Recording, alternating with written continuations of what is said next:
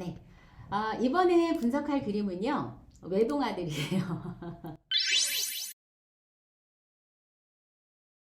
자, 세 번째 그림 한번 볼게요. 우리 친구는 6살 남자아이예요. 그런데 우리 친구 엄마가 그 한 달 전에 새로운 직장에 그 취직을 하셨어요. 그러다 보니까 환경이 조금 더 바뀌었겠지요. 이 첫 번째 그림은 엄마가 취직하기 한 달 전에 아기가 그린 그림이에요. 전체적으로는 외향 성향으로 자신감이 굉장히 충만하게 보이고요. 또 자기 우월감도 있고 자기 주장이 굉장히 강한 성향으로 보여져요. 자신의 방식대로 세상과 소통하는 노력을 지금 현재 하고 있어요. 좀 더 적극적이고 자존감이 높을 수 있고요. 자기 상에 대한 인지를 하고 있는 것으로 보여요. 그림의 특징들을 한번 볼까요? 이 집 형태가 미약한 거는 가정생활과 가족관계에 있어서 아이가 느끼는 만족감과 안정감이 약간 부족하다라고 하는 것을 의미해요. 그리고 소속감이 약간 약할 수 있다라고 하는 것을 의미를 하거든요. 둘러싸여 있는 어떤 그 사물이나 형태는 지나치게 안정적인 것을 추구하는 성향으로 볼 수 있고요. 일부러 자기가 자기 스스로를 고립하는 그런 경향이 있는 것을 조금 볼 수 있어요. 그게 안전하다라고 자기 스스로 여기기 때문에 방어기제의 한 표현이에요. 자, 그 다음에 작게 그린 그 사람은 환경 적응에 있어서 자기 스스로 적절하다라고 하는 감각을 조금 약하게 느끼고 있는 상태를 의미를 하거든요. 그리고 동그랗게 그린 눈은 약간 발달에 대한 촉진이 좀 필요한 그런 상태로 의미를 해요. 그리고 미성숙한 아이들, 그러니까 어린 아이들의 그림에서 이런 표현들이 많이 나오거든요. 구름 같은 경우는 가족의 수를 의미하기도 하고, 원래는 구름이 좀 이렇게 시커멓게 그린 그림이나 강조가 되어 있으면 불안이나 스트레스 정도를 구름으로 좀 의미를 상징을 하기도 해요. 또 비 같은 경우는 스트레스나 아니면 마음이 울적한 상태, 뭐 이런 것들을 표현을 하기도 하고요. 그런데 너무 신기하게 자기는 비를 맞고 있지 않아요. 그래서 자기는 아닌데 엄마나 아빠가 스트레스를 받고 있다. 지는 아닌데 주변에 엄마나 아빠는 스트레스 상황에 있을 수도 있다라고 하는 것을 느끼고 있는 그런 걸로 좀 유추가 되고요. 자기 앞에 꽃을 막 이렇게 심어 놓은 거는 사랑하는 사람들이 많이 있다. 자기를 사랑해주는 사람들이 많이 있다. 라고 하는 거를 생각하고 있는 것 같긴 하고요. 또 색채를 보면 이제 빨강색하고 보라색을 주로 많이 썼는데 활동적이고 자유로운 성격인 것 같아요. 그래서 창의성이 굉장히 좋고 자기 긍정적인 측면이 굉장히 강해요. 그런데 우리가 고집이라고 하죠. 그래서 이런 것들이 조금 세서 자기 주장을 강하게 피력을 할 때는 주변이랑 관계가 좀 어그러질 수 있는 그런 가능성도 있습니다. 자, 보라색 같은 경우는 상상력이 풍부하고 창의적이고 자기 긍정적이고 또 공상이나 다른 것들을 생각하는 능력이 굉장히 뛰어난 아이들이 보라색을 굉장히 좋아해요. 그런 반면에 사실은 이 친구 잘 삐질 수도 있어요. 그리고 상처를 받기 쉬워가지고 다른 사람들이 무언가 이야기를 했을 때 잘 상처를 받기 때문에 좀 유의해서 다뤄줄 필요가 있고요. 애정 욕구가 강하게 나타나고 있고 자기가 원하고자 하는 것들을 다른 형태로 애정을 채우려고 하는 그 요구 사항들이 많이 늘어날 수 있어요. 네, 이렇게 보여지고 있습니다.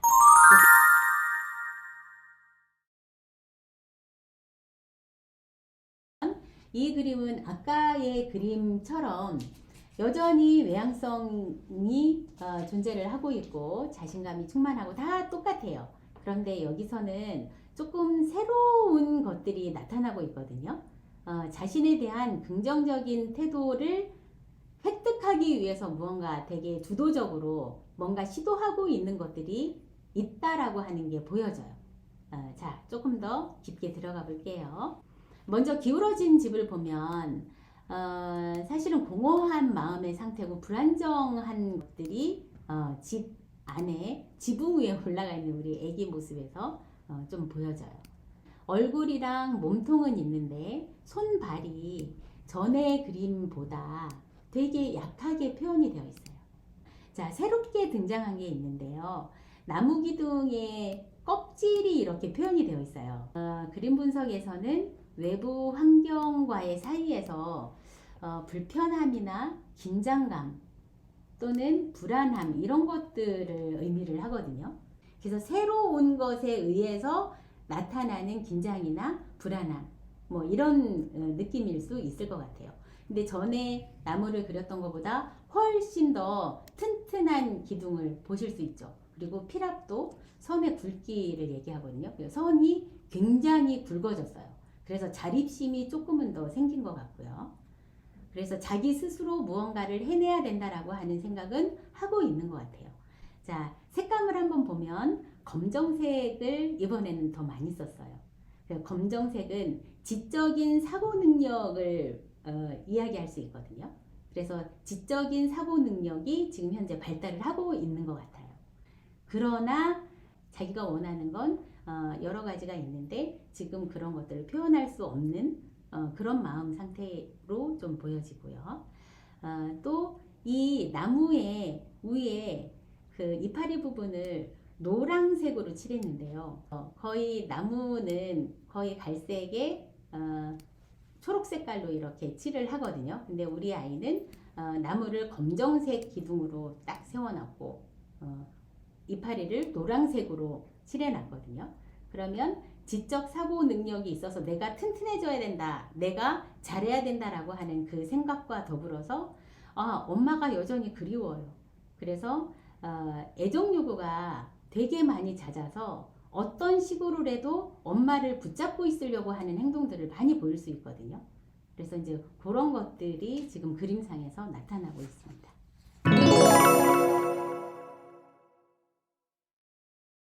그래서 전체적으로 봤을 때는 이 집은, 이 가정은 굉장히 자유로운 환경에서 아이하고 같이 지내는 그런 분위기가 있을 것 같아요. 그리고 안전하게 보호받고 또 안전하게 그 케어를 하려고 하는 안전제일주의 네, 이런 측면이 굉장히 강할 것 같고요. 그리고 외동 아이들은 같은 또래에 비해서 다양하게 활동할 수 있는 사실 경험들이 줄을 수밖에 없어요. 왜냐하면 형제가 있는 또는 자매가 있는 집에서는 누군가가 제한을 계속 하거든요. 우리 외동인 경우에는 자기가 나서서 하지 않으면 외부적인 그 제한에 대한 자극을 받기가 어려워요. 그리고 엄마 아빠는 또래에서 일어나는 관심 있는 부분에 대한 제한을 해주기가 어렵고요. 그래서 이 아이 외동아들인 경우는 사실은 조금 더 사회성을 위해서라도 또래와 조금 더 위에 있는 형아들이나 이렇게 어울릴 수 있는 환경을 일부러라도 만들어 주시면 굉장히 좋을 것 같아요.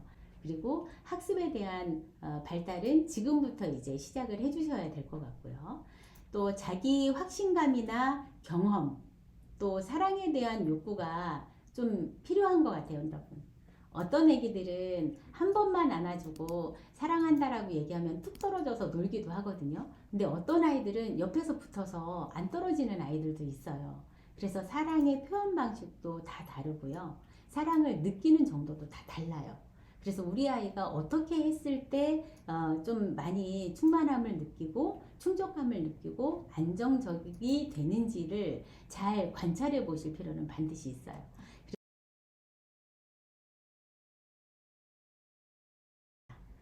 첫 번째는 안정감을 지키기 위한 조언이에요.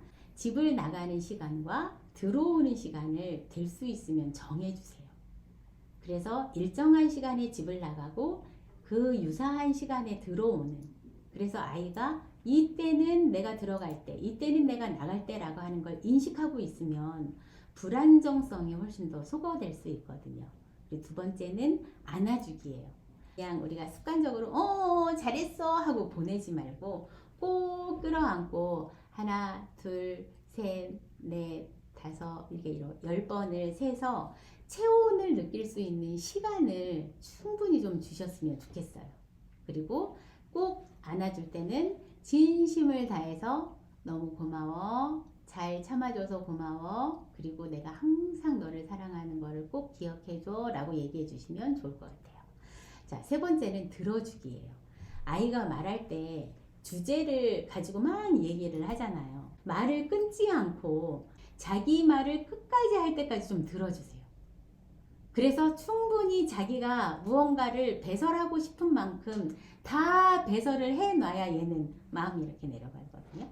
그래서 그 좀 기다려 주시는 거. 두 번째는 우리 애기한테 소속감을 좀 느낄 수 있게 이끌어 주세요.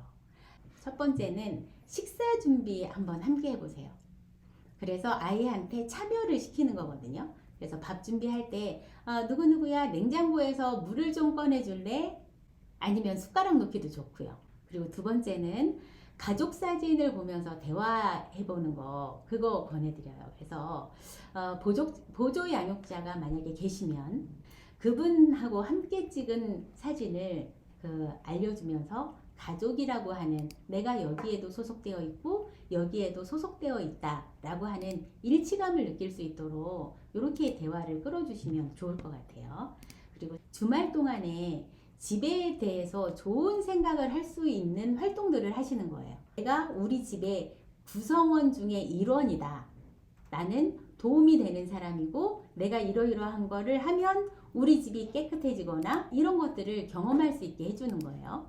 공간에 대한 좋은 이미지를 내가 갖고 평상시를 살 수 있도록 좀 촉진을 해주시면 좋아요. 그래서 집을 청소하는 것도 동참을 시켜주시고요. 또 빨래 널기 뭐 이런 거 좋아요. 그래서 아빠 옷이 얼마나 큰지, 엄마 옷은 또 어떤지 뭐 이런 것들도 비교해 보면서 활동을 할 수 있어서 좋은 추억거리, 이야기거리도 만들 수 있고요. 그래서 소속감을 이끌어낼 수 있는 그런 활동들을 한번 해보시면 좋을 것 같고, 세 번째는 역시나 소통 기술이에요. 소통과 행동수정 처방인데요. 고집을 부릴 때 져주지 않는 딱 한 번의 그 선을 넘으셔야 됩니다. 가족 내에서 그 위계 질서가 이게 무너져 버리면 나중에 이 아이가 성장을 했을 때 아이를 통제할 수 있는 사람이 하나도 없게 돼요. 그렇게 되면 나중에 사춘기가 됐을 때는 이 아이한테 통제할 수 있는 그 힘이 약해지기 때문에 그땐 더 힘들어집니다. 그래서 고집을 부리거나 때를 쓰거나 되지 않는 것들을 계속해서 요구를 할 때는 단호하게 그 고집을 한번 꺾을 필요가 있어요. 두 번째는 자기 주도적으로 행동할 때 중간에 의견을 한번 제시해 보세요. 잠깐만, 나 할 얘기 있는데 말해도 돼? 라고 중간에 제3자의 의견을 한번 넣어 보세요.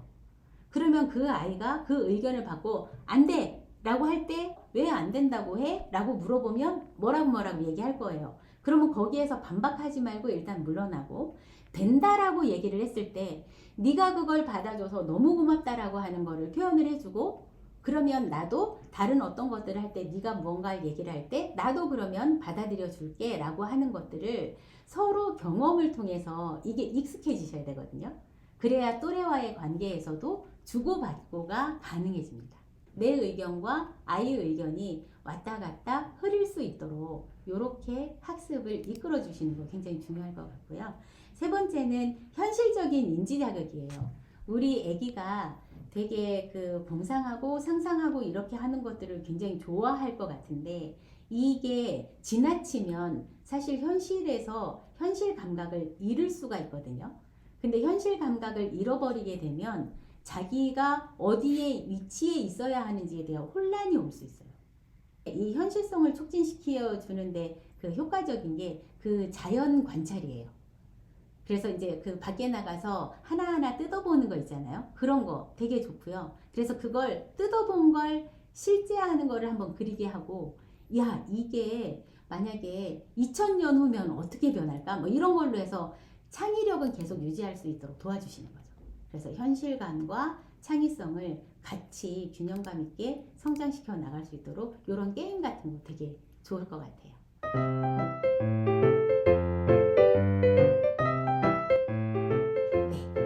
자, 도움이 되셨는지 모르겠어요. 그 두 번째 시계토끼님이 워킹맘이시기 때문에 제가 특히나 마음이 가요.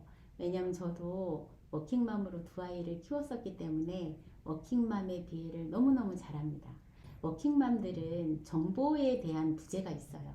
그래서 한계가 있기 때문에 이 정보를 이 얻지 못하는 걸로 인해서 기본적인 죄책감이 있거든요. 그래서 그런 기본적인 죄책감을 조금은 더 덜어드릴 수 있는 그런 기회가 되었으면 참 좋겠다 이런 생각들이 듭니다.